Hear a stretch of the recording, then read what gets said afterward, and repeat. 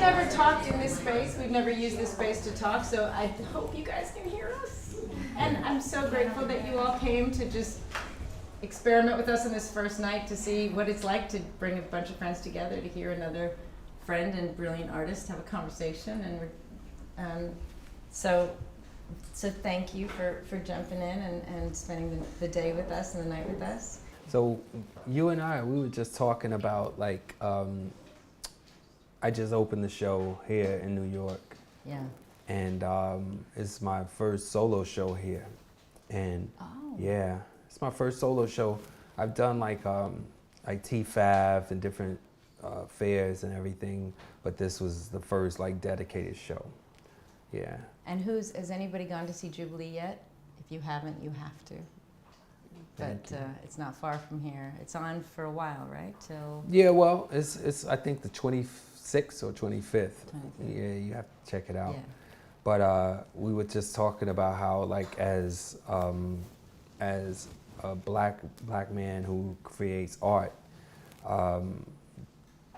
it's often difficult to have the art world discuss my work in a way that is intellectual and not just a cursory glance of like, oh, he's making black figures and they're abstracted, you know. I always say that like Picasso, he created art. He didn't create white art.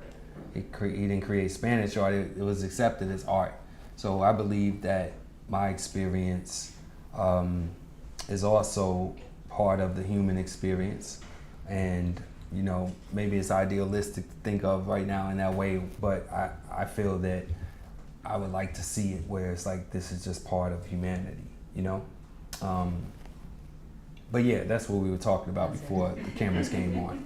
Yeah. And is there anything, as a white woman who wouldn't know, is there anything where you also say yes to be seen as just beautiful, extraordinary art, right? Right. At the same time, right. There is a lens, a body, a face, a shade of skin that hasn't been in many ways represented as beautifully as you represent it for far too long. Mm-hmm. And so, how do you? Is there because there's space for that, right? Right. I think that like when I was in high school, you know, before it became popular to know that Basquiat was a genius and amazing, like we were like high school art geeks and we knew that, you know, this was in the 90s. And I heard him say something, or I didn't hear him say something, it was a quote from him where he was talking about, I don't make black art, I make just art, you know. And I remember being offended by it because I'm like, are you ashamed of being black? Also, I was a kid, but are you ashamed of? That's the way it was presented to me because I had no reference. I had no reference to the struggles that he was going through as a young man in the art world, you know, and facing racism and stuff like that.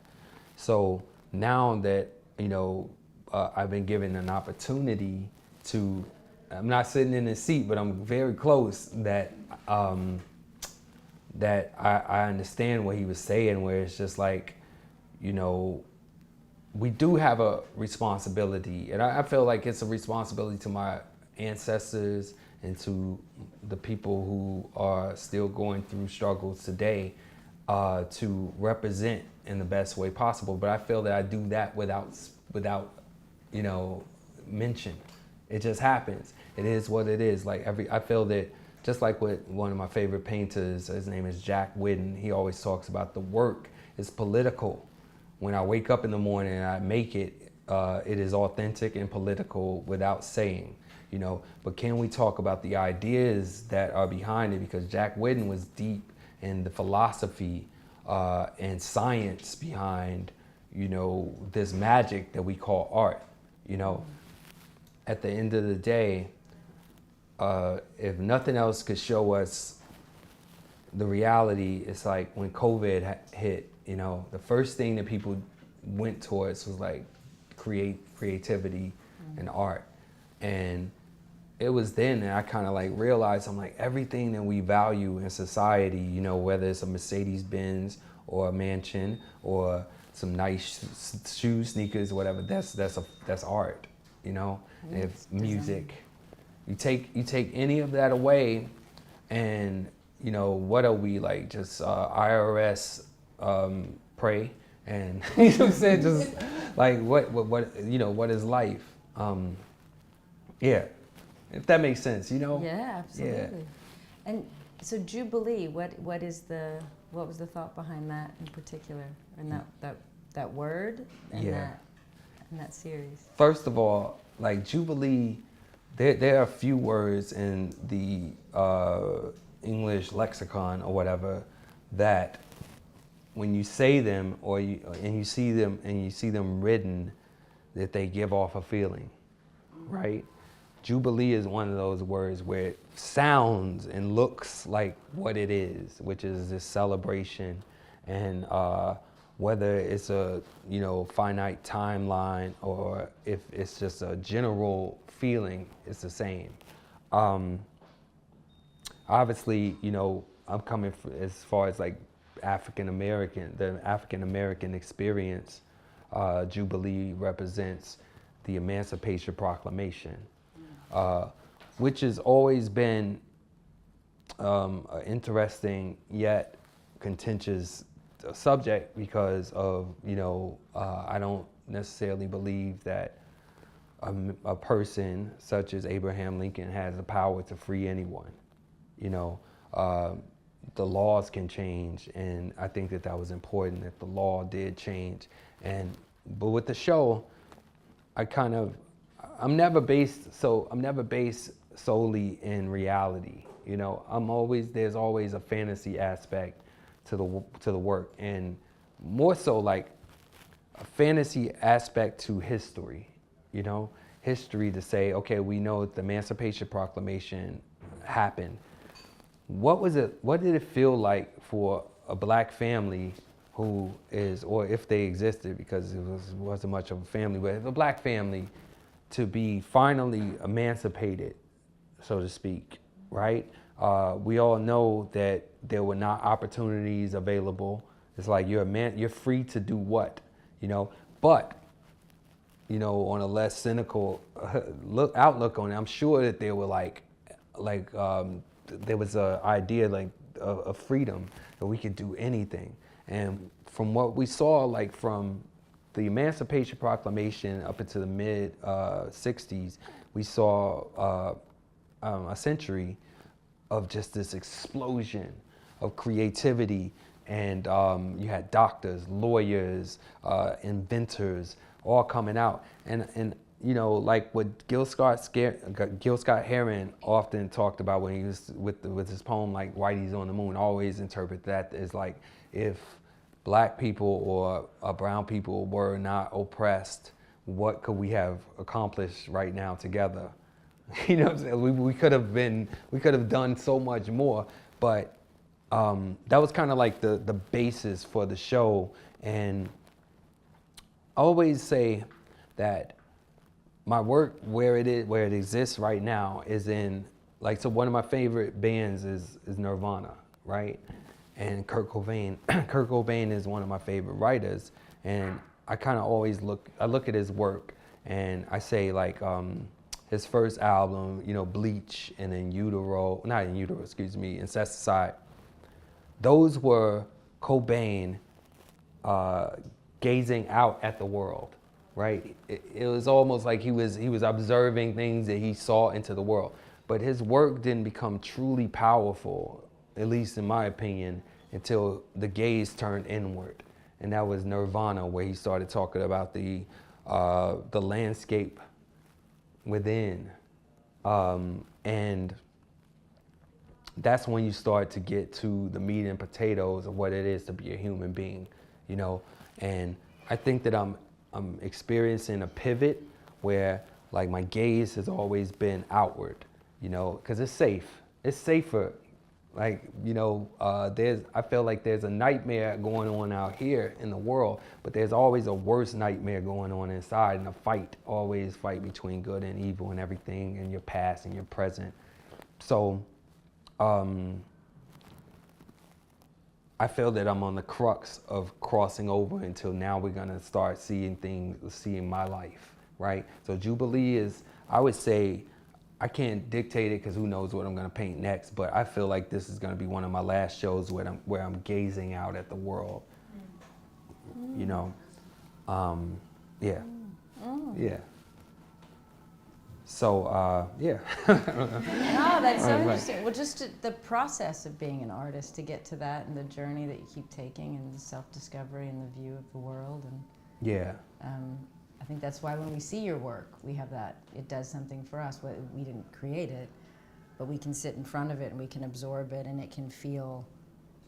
It can take us somewhere. It can remind us of things. It can be, and sometimes we don't understand it. It just is, and we want to live with it, or we want to look at it often, and and it does something unexplainable. Right. But it's so important. Yeah, I love that. I love when people aren't able to explain what it is that draws them to my work.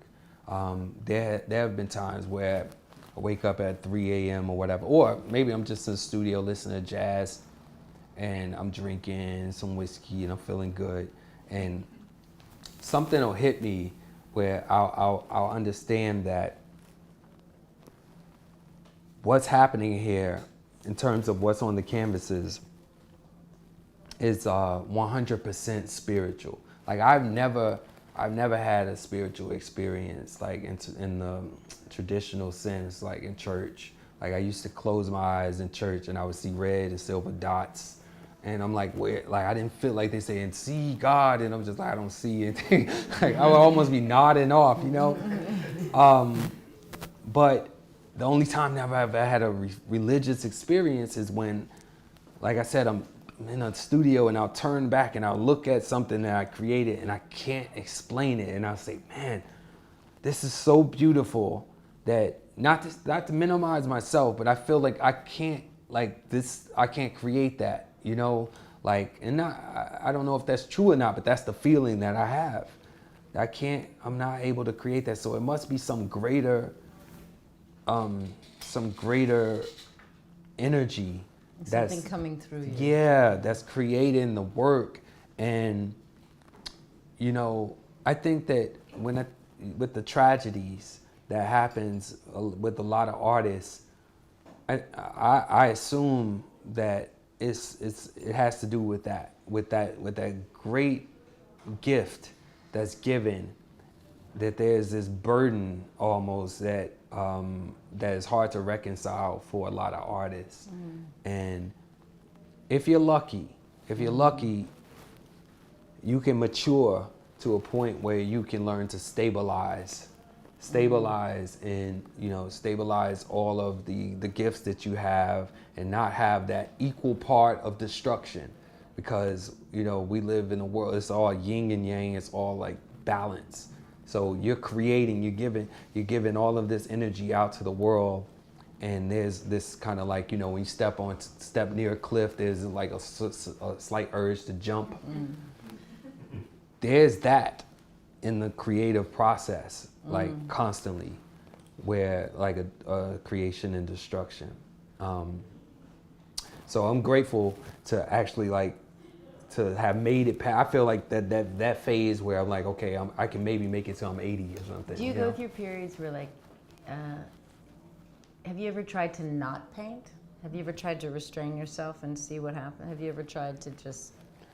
Yeah, I did. So when I left the School of the Art Institute of Chicago, their program is so extensive where like, first of all, it's extremely conceptual, right? So like I joke about it all the time. Like this is a real story. Once I watched a girl bang her head against the locker for 15 minutes on a video, and they were like, "Well, what does this mean?" You know, and I was just like, it means she might need some help. You know, like she means, you know, so, but it was very conceptual, you know, and in between that, we were learning art history, and I'm talking about like hundreds of hours of art history, and you learn about the root to of everything that's ever been done. And for what it did for me, also, you know, aside from going to school in a museum, it sterilized me. Like I felt like, you know, first of all, what could I contribute to this 500, 600 years of art? Secondly, I feel like a soldier. You know how the Marines say, we break you down to build you up. I'm broken down, you know, and that's why most people go on wait tables and they just say like, I'm not going to be an artist. So I left the Art Institute. Wow. I left the Art Institute and I tried to become an artist and put up my show, and people came and they drank the wine and ate the cheese and left. And I'm just like, okay, this can't be what it means to be an artist because I can't pay rent, you know? So I decided to just go and do something else. And that's when I I embarked on journalism, which is crazy. It's like a crazy, that makes sense. Yeah, journalism, which led to music production. And you know, you're just doing something, especially like when you're in your early mid 20s, you feel that you could do anything. So, which is great, you know? But I always knew that I would circle back to my purpose, my true purpose, which is visual art, you know. And the reason I know it's my true purpose is because I survey everything else that I've done in my life, and you know, I was good. You know, some people say he writes really well and his album is okay, right? But there's never been anything where I actually saw someone cry, you know, when they see the work. And if I'm being completely honest, I neglected my talent for a long time, I think, because I thought that it would always be there, you know, and I also thought that it was too easy to be true, because my life had been so hard. I'm like, anything worth having is worth really working for so hard, you know. And early on, I saw that I was getting attention for being an artist, and I was like, it was too easy, you know. So you didn't trust it. I didn't trust it. I didn't trust it. And I still have issues with that, because like I've shown all around the world now, and then my work is like valued at all this stuff, and I'm just like, I still have underdog mentality, you know, and I don't know if it'll ever go away, and I don't think that I want it to go away. Well, it's a funny thing, isn't it, to put a price on art? Yeah. Right? It's a strange thing, and it's become such a business, and it's to decide the value. You know the value to you. Yeah. You know, the person that sits with it, looks at it, knows the value. And then there's this kind of this business in any of the creative fields, where there's this other measurement, other business that should just be there to make everything else possible, right? Right. Take the pressure off, make it possible, or but so often it does. It gets you further from just that simple thing you want to do and communicate. And I look at them as two separate things, right? I had to come to terms with that, because I used to, literally and physically did not want to part with my work. It was a problem, because how are you gonna survive? It's like, I'm like, no, this is mine, and it's like, but we have to like sell it, and you know, but that's an interesting, like, so I had to change my idea about money, right? Because I grew up, growing up, I had an extremely negative view of money, right? Because capitalism, I was a victim of capitalism. You know, I was in the housing projects, and you know, it was hard. So I had this idea that if you become rich, then you become evil, right? And where I've come to now is that I think that money allows a person to be more of what they were in the first place. You know? yeah, It if just if gives it doesn't, them it can give freedom. Yeah, I'm saying if you're fucked up, it's gonna make you really fucked up. Oh, I understand now. Right. Yeah. It's gonna just magnify whatever those. Yeah, and if you're charitable, you're gonna become more charitable. Right. You're gonna have more resources to do such. Right. So I felt that I had to change my attitude because I was not like, I was repelling. I don't believe in blessings, because I don't believe that people sitting in Starbucks are blessed and people sitting in Haiti are cursed. You know, I just think some people are you know, I don't want to say lucky. I don't know, fucking chance. Like you sitting in Starbucks and you have lights right now. But this random chance or whatever, where I am now, like the positive part that I see from my market is that I stand on the shoulders of so many Black artists who died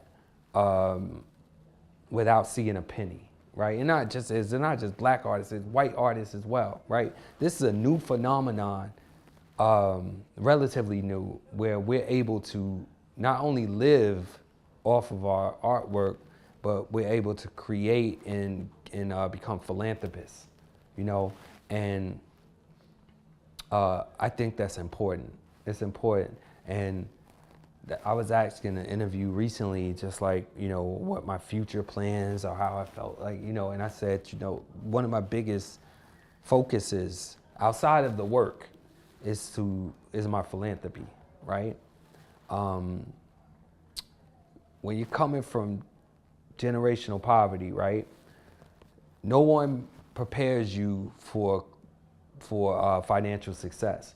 So what starts happening is that everybody and their mother, from distant cousins to whatever, they're like, you know, hey, you know, I have stomach cancer and I need whatever, you know, it's like all this stuff, and they're all asking for stuff. And when early on, I was excited, and I also was whatever, I was just giving, and then I realized I'm not helping, I'm hurting myself, and there's no structure to it to where it can be sustainable, you know?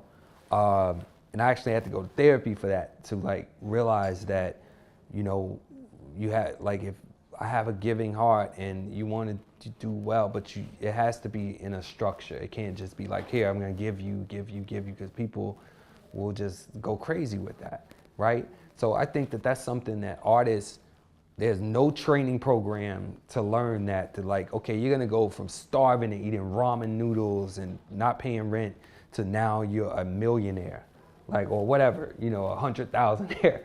There's no preparation, or, you know, and as much as possible, like, within reason, I try to help like other artists who are up and coming, like prep them a little bit. Because right now we're sitting in Basquiat's space.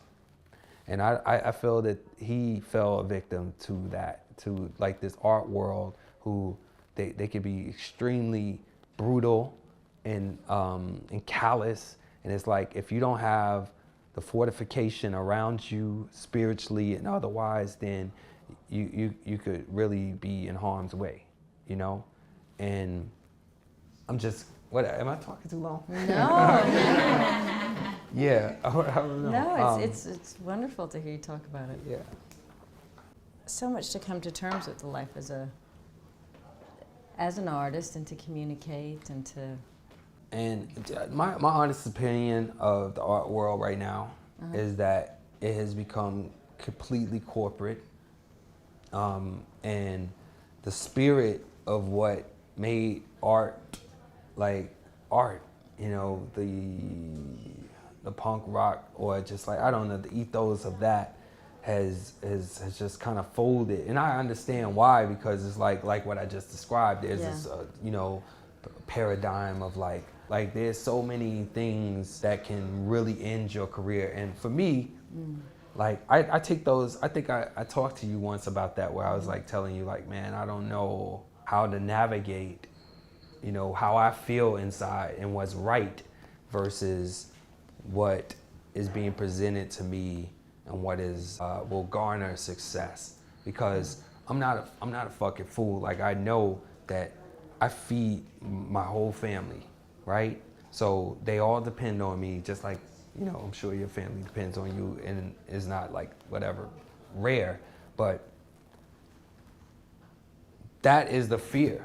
that everyone is walking around with. You know, that's what capitalism kind But of then does. as an artist, right, if you Yeah. say, then it is that strange thing we all deal with. We're supposed to stay, you got to stay a little bit in that area where you're pushing and you're questioning and you're...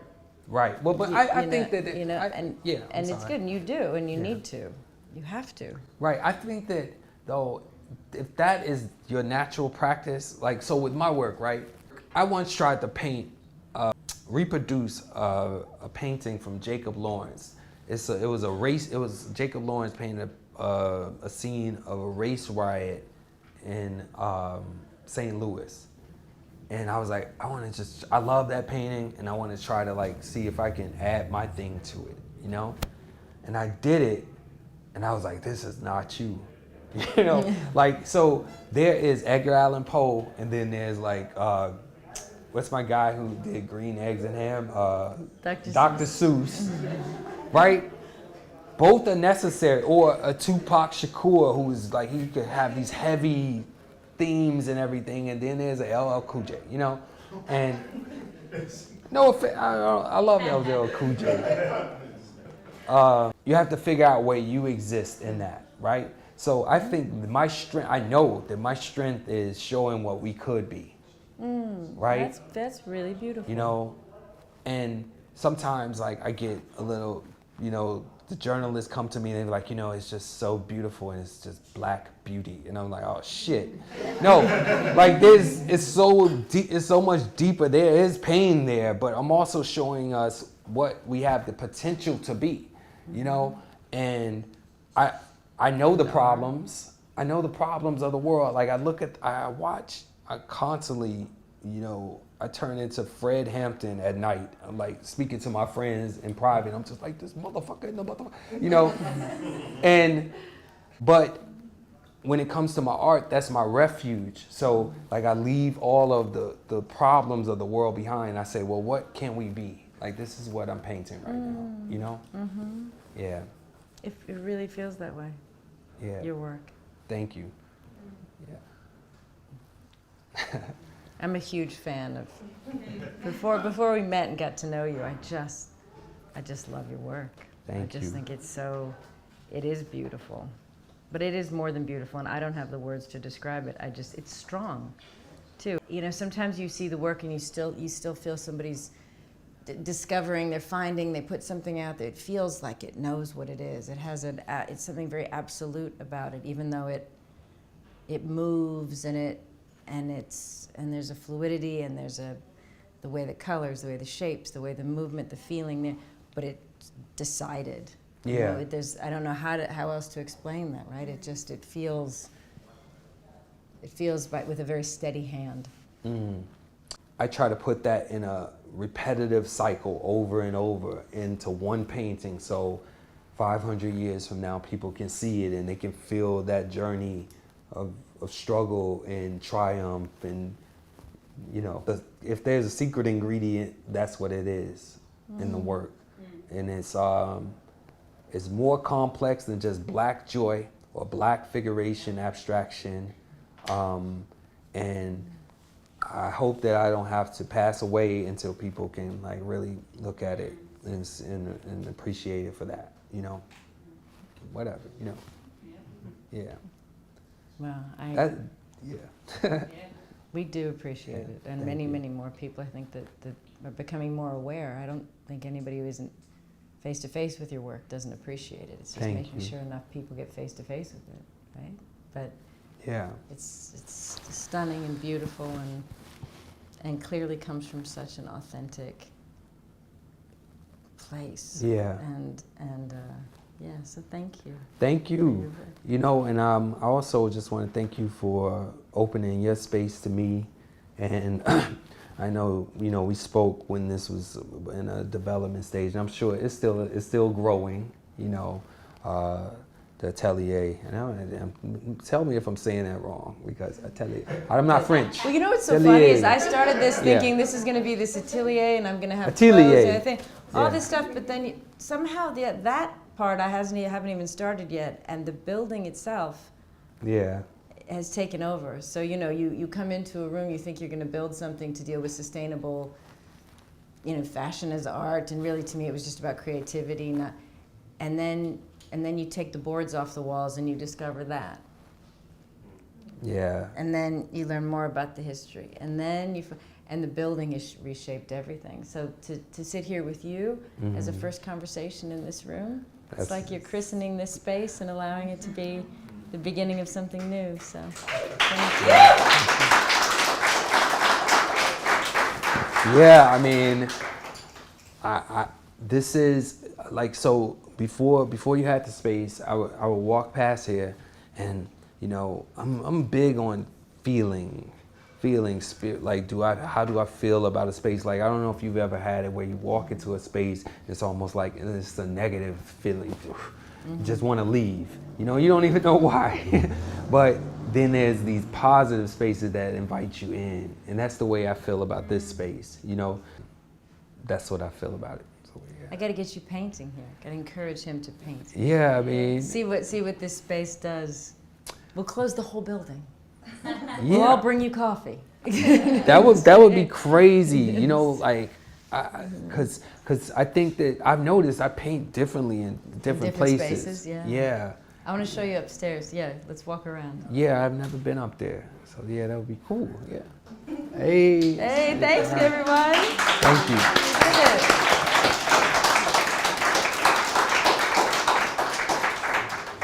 So we'll move the chairs around some tables. We'll figure out food in the front room, and we'll all just figure it out together. All right, cool. Thank you guys for Thank being you. an audience, and thank you so much. Yes. Oh, I got us.